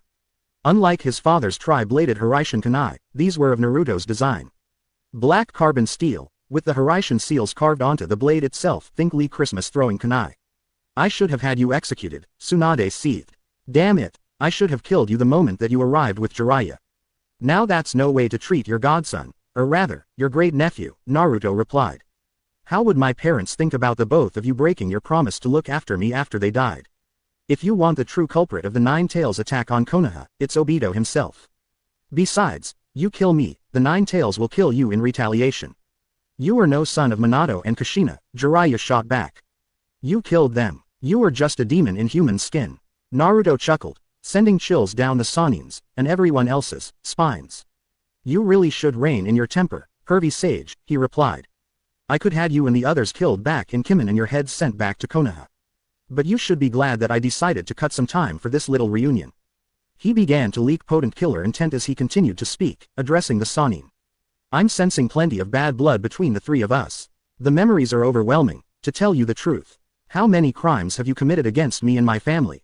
Naruto began to count off their crimes on his fingers. First off, you went along with Sarutobi's scheme to make me into a weapon, instead of following my father's final wishes of having me seen as a hero. And what else? What else? Oh, that's right, the both of you and nearly all of Konohagakure no Sato favored a potential traitor and banished me for doing my job. His gaze fell upon Tsunade and Jiraiya. But the biggest crimes of all came from you two. You betrayed me, and by extension, betrayed my parents. Betray, Jiraiya repeated. Betray, you're wrong, Naruto. We didn't betray Minato and Kushina. We honored them. Every single day you suffered growing up in the Leaf. that was to honor their sacrifice they made in allowing you to live. You were nothing more than a mistake. An accident. Sensei lost his wife, I lost Minato and Tsunade lost her niece. You were a living reminder of what we had lost. For that, you had to pay. Funny, because I met them a couple of years back. You see, as a fail-safe, they left a portion of their souls inside the seal as a last resort should I reach 8 tails or decide to break the seal, Naruto retorted. He grinned evilly. They know about your crimes against me. They wanted to tell you that the both of you were in deep shit. You lie, Tsunade shouted. I never lie, hag, not when it comes to family or about my skills, Naruto replied. Whether you believe it or not is no consequence to me. The both of you betrayed my parents by choosing the leaf over my parents. You are not the son of the Yondaime, demon. An Anbu wearing a hawk mask, who had not been separated from the others, shouted. Thunk, a kunai pierced the porcelain skull. Blood spurted out from the wound as the man fell over, dead before he had hit the ground. Kurenai looked at her former student in horror, as it was Hinata who had tossed the kunai. The Empress consort reached behind her back and retrieved her dual kukri knives, readying herself for the battle that was to come. Nice shot, Naruto complimented his wife. He cracked his knuckles as the Imperial forces backed off, taking to the roofs, as they knew that this battle was going to be very wild. Don't worry about my soldiers who are surrounding you. They will not interfere in our little reunion. You have got to be out of your mind to think that the both of you can win against us, Jiraiya said. A banished genin and a missing nin against 2 of the Sannin and the best shinobi that Konoha has to offer. You forget who I am, Jiraiya, Naruto replied as he activated the Rinnegan. I am the unpredictable shinobi of Konoha. Oh, wait, I am not a shinobi of Konoha. Tsunade saw to that. He snapped his fingers and a shadow clone appeared. It was of Naruto, but it was anything but. As the direct descendant of the Six Paths sage, Naruto wielded the Rinnegan, having unlocked it at the Valley of the End during his fight with Sasuke Uchiha. In his years in the West, Naruto had honed his skills under Kurama's tutelage. One signature jutsu of anyone using the Rinnegan was called the Six Paths Jutsu. In truth, there were 7 paths, the 7th being the outer path. Naruto, however, preferred using the other 6 paths, as the outer path pertained to life and death itself. Nagato had derived his own jutsu, the 6 paths of pain, from the original jutsu. Naruto was no different. Unlike Nagato, who used bodies and chakra receivers for his jutsu, Naruto preferred reinforced shadow clones. Unlike his standard Kage Bushin, these were reinforced, and would not dissipate when struck hard enough. They would only disperse upon Naruto's command. Naruto called his own variant of the 6 paths jutsu the Wrath of the 6 Paths. Naruto himself used the Diva path, incorporating it into his fighting style. The clone looked scary, even for the shinobi from Konoha. The reddish-blonde hair was spiked upwards. Dark markings were on his face, eyes, chest and arms. He was from the waist up, showing off a muscular body. He wore a tattered black hakama with a red flame pattern. A pair of greaves were on his shins, although one was covered by the hakama, while the other leg had tucked into the greave itself. Last, his arms had a metallic look to them, as if they were made of an indestructible metal. This was the strongest of Naruto's paths, the Asura path. Sasuke got back to his feet, and fell back to his knees. Whatever Naruto had hit him with had drained him of his chakra. Dobi, you killed Itachi. You took my rightful vengeance from me. Naruto responded by making a blah blah gesture with his hand. I will make you beg for mercy. Then I will take your throne, and your wife. The Uchiha finished, looking at Hinata. He had not forgotten that she nearly chopped off his balls back in Kimen. But from the look of things, she appeared to be even stronger than Sakura. The Dobi will pay, Sasuke thought darkly. Then I will take his wife as my prize. She will pay for what she tried to do to me. Yawn. You couldn't beat me at the Valley of the End. You couldn't beat me in T-Country. Right now, I'm 2-0 against you, Naruto replied. To the summoned path, he gave its marching orders. Keep Hitaki, Sarutobi, Guy and Yamato occupied. The Sannin are mine. The Anbu are expendable, sir. Asura Naruto barked out and prepared to fight. Tsunade cracked her knuckles. I am going to enjoy humiliating you in front of your men, she said. You can try, Naruto retorted. I'm not the same Naruto Uzumaki you banished. Before anyone could make a move, however, a massive broadsword landed in between the group from Konoha and the Emperor and his wife, blade first. Kakashi's eyes went even wider in horror as he recognized the blade, as did Sasuke and Sakura. The Kubikiribocho, the head-chopping cleaver, and its owner stepped into view, standing behind Naruto and Hinata. One thought to have died while in Wave Country. Well, Zabuza drawled. If it isn't, copycat Hitaki. I must have done something good in the past. Today is my lucky day. You You should be dead. Sakura screeched. And yet, here I am, Zabuza said. He then addressed Naruto and Hinata. Far be it from me to interfere with both you and the missus's problems regarding Konoha, but Hitaki and I have unfinished business, and I've come to play, chief. Naruto knew what he wanted. Zabuza wanted Kakashi's head. Naruto had no problem with that, since he already beaten the crap out of his former sensei back in T-Country. Naruto had promised that Zabuza could kill his former sensei and he was a man of his word. He's all yours, Zabuza, Naruto said. The demon of Kimen grinned underneath his bandages as he strode forward and retrieved his sword. Stay out of this, Kakashi said as he pulled out a pair of chakra sabers, modeled after the white light chakra saber that both his father and himself once carried. This is my fight. Get them, Tsunade ordered. With that, what would become the Konoha Imperial conflict has begun. With Naruto, Jiraiya and Tsunade Senju were two of the three legendary Sannin, the former students of Hiruzen Sarutobi. He was the Mountain Toad Sage, Konoha's resident spymaster, self-proclaimed super pervert and the trainer of Minato Namikaze, Konoha's Yellow Flash. She was the Slug Princess, granddaughter and great niece of Hashirama and Tobirama Senju, a legendary medic nin and healer, and one of the best kunoichi in the elemental countries, the third Senju to assume to post of Hokage. Their opponent was their godson, Tsunade's great nephew, as Kushina Uzumaki was her niece. They had the chance to choose family over the village, the chance to honor Minato and Kushina's final request. In the end, they decided to follow the whims of their former sensei, Hiruzen Sarutobi, in his plans to make Naruto Konoha's weapon. In the end, they decided to forsake their godson. And he was not happy. To say that their former godson was not very happy was saying that water country is a little wet. He was the son of the village hero and his wife, Konoha's Yellow Flash and Uzushiogakura's princess, also known as the Red Death. He was the Jinchuriki of the Nine-Tails Demon Fox, the dead last who they had banished when it became clear that not only did Sarutobi's plans to condition him had failed, but the fact that he could not be controlled. Fate sure had a way to bite someone on the. Sasuke Uchiha had attempted to flee from Konoha, believing that the village was not helping him in his quest to kill Itachi.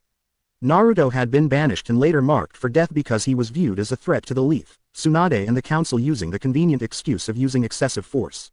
While Sasuke trained under Danzo, Naruto and Hinata had participated in a war which united the West under his rule 7 years earlier. While Sasuke gained the Magankyu, Naruto had the most powerful of bloodlines, the Rinnegan. While Sasuke had everything given to him, Naruto had worked and fought long and hard for everything he had. The Emperor of the West faced off against the two remaining Sannin. Jiraiya and Tsunade assumed that if the Hunter Nin did not kill Naruto, then he would die without Konoha's protection. There was no love lost between Naruto and the two Sannin, and he made that point known by making the first move, forcing both Tsunade and Jiraiya on the offensive. In a burst of speed, the Genin-turned Emperor was upon the two elder shinobi, punching and kicking. Naruto could have went for an easy win, but chose not to. He wanted to do this up close and personal. Tsunade and Jiraiya found out the hard way that this was not the same brat they had banished 7 years earlier. Far from it, Naruto was not holding back, as he tagged both Jiraiya and Tsunade with several brutal shots.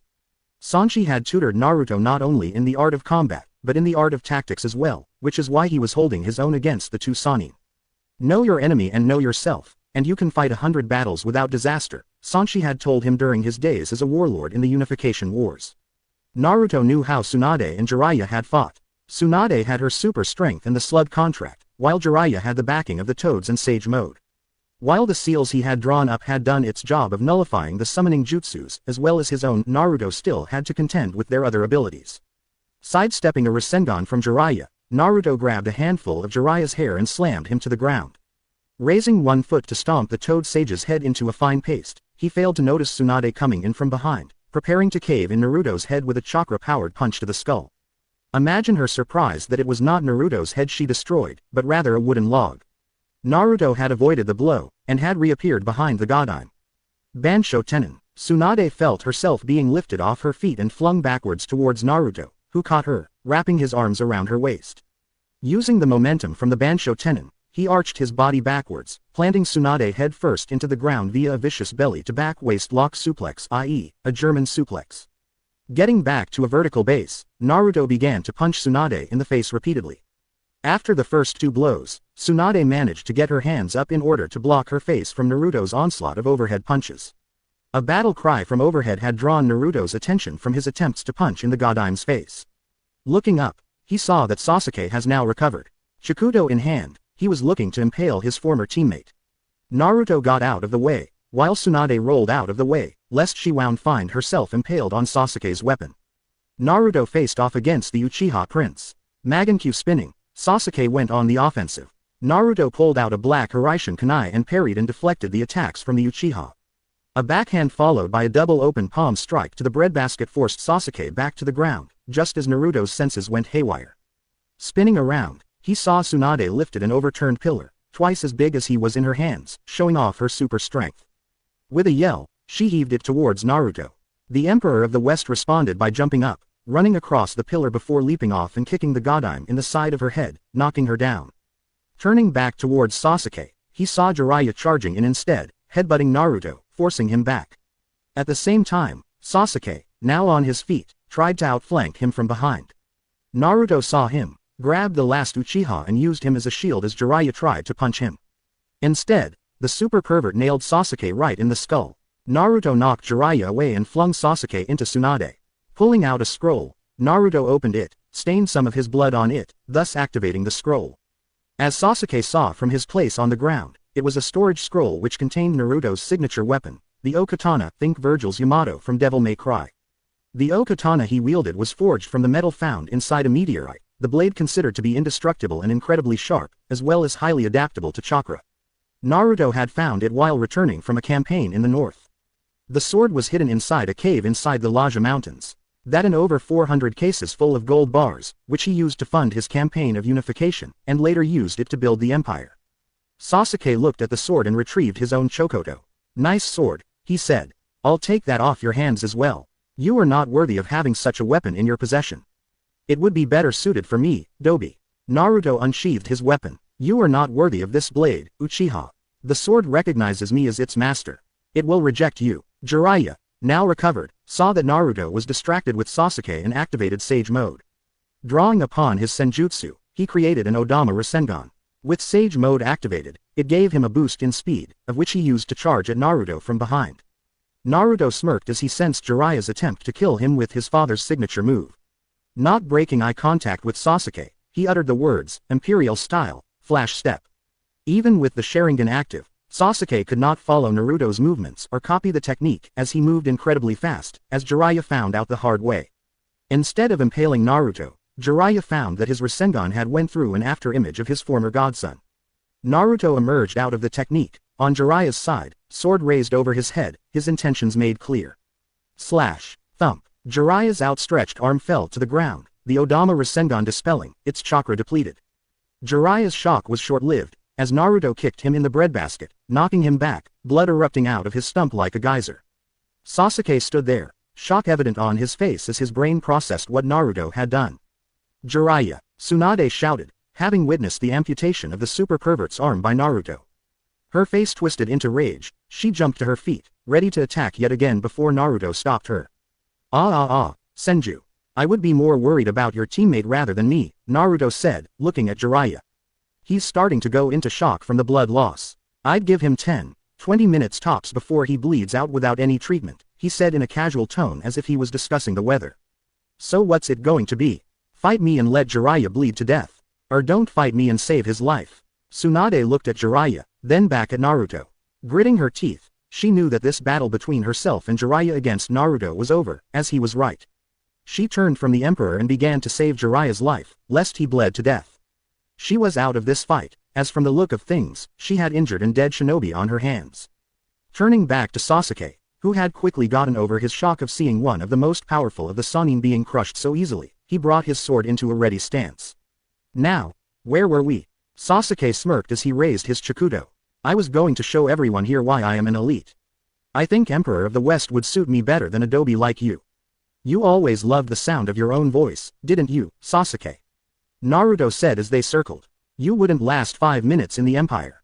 Face it, you were second best. That made Sasuke mad. You think that you're the only one who knows swordplay. I was taught by the best in Konoha. Naruto raised his sword in a formal salute, Dooku style. Then show me, Sasuke Uchiha. Let's see if the so-called Uchiha elite is a match for the Emperor of the Six Paths. With that, the duel was on.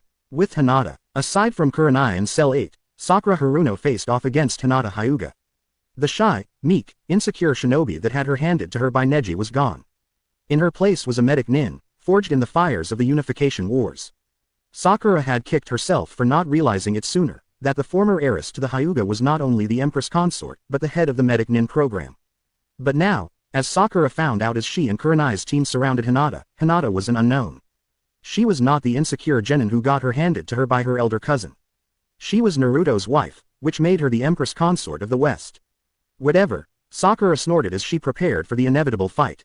I've trained under Tsunade. I'm her true successor to becoming Sannin. Not that pig Ino. Hinata will soon see that fact firsthand. Sakura would find out just how wrong she was, as Hinata had brought her down in 10 hits, think Jun's 10-hit combo, knocking her out cold, her Tenketsu points sealed. Kurenai gave the order to attack. Hinata calmly countered the attacks from her former teammates. Kurenai had went for an easy win, or so she had hoped, with her signature tree-binding death jutsu, only to find out that Hinata's enhanced Bikogen had neutralized her genjutsu.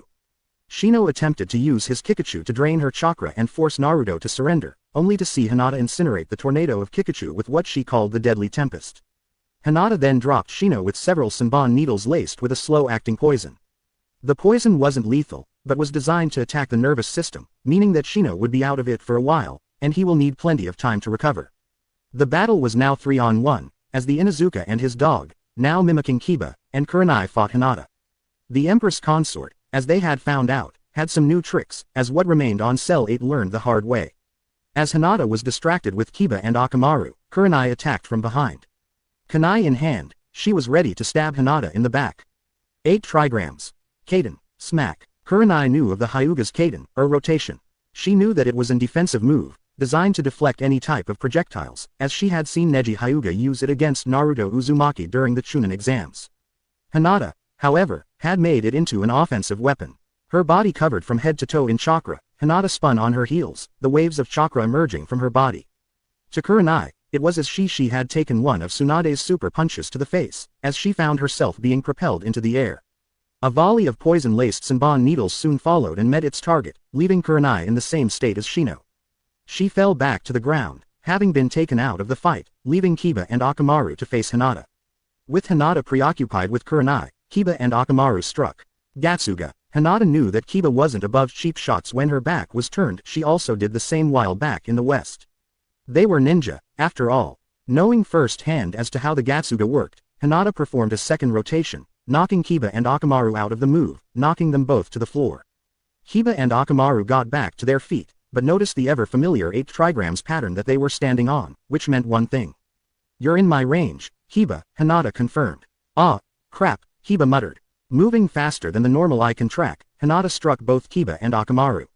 As she had used the 64 palms, she split it in half, striking Kiba 32 times, and Akamaru 32 times.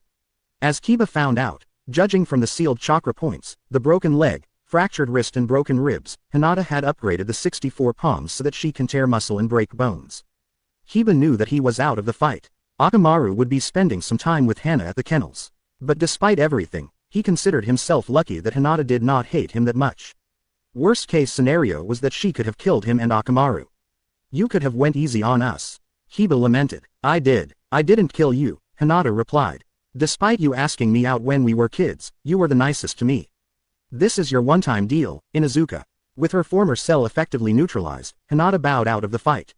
With Kakashi and Zabuza, 7 years earlier, Zabuza Momochi was thought to have died in Wave Country. Of course, Kakashi had embellished the reports on what had happened during the mission. He said that Sasuke and Sakura had defended Tazuna, while he himself took out Zabuza. Naruto, being the dead last, did nothing. But he did not suspect that both Zabuza and his partner used a powered-up blood clone and fled to the west as the Mist Hunter ninjas closed in. In the 7 years since their last encounter, Zabuza had hooked up with a group of Mist refugees living in the southern region and later, hooked up with Naruto in his quest to unify the West. The price Zabuza asked for: Kakashi Hataki's head. Aside from Kakashi, Zabuza had to deal with the 10 Anbu who had came to assist the Sharingan-wielding shinobi in killing the demon of Kimen. Or rather, the 5 Anbu, as Zabuza had cut them down without batting an eye, showing to Kakashi that Zabuza's skills has drastically improved in the years following his death, wielding his oversized sword as if it was like a normal katana. The remaining Anbu kept their distance as they watched Kakashi and Zabuza locked in a life-or-death duel. Kakashi had thought that without water for Zabuza to perform his jutsu, that this would be an easy match for him to win, and that Zabuza would die for real. But for someone who once preached, "Look underneath the underneath," he had underestimated the former mist swordsman, as he found himself on the defensive against Zabuza's barrage of attacks. The fight between the two shinobi +5 Anbu had moved inside a building. Had Kakashi and the others were paying any attention, they would have noticed that the building in question was a damaged restaurant, a popular eatery for the shinobi and civilians in Suna. Perfect for Zabuza, as he could finally use his silent kill to get rid of the annoying Anbu that were keeping their distance.